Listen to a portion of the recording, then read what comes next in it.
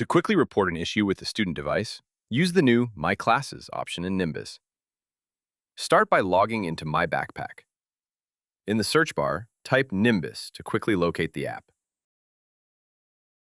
Click on the Nimbus icon to open it. Next, click on My Classes. A list of your current classes will appear. Select the class of the student whose device is broken, lost, or stolen, or experiencing an issue. Click Submit Ticket next to the student's name and their assigned Chromebook or iPad. Select the issue the device is experiencing from the list. Optionally, you can add a brief description of the issue to provide more context.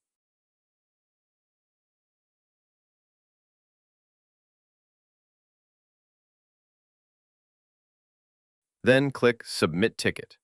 This will notify the assigned field technician that there is an issue with this student's device.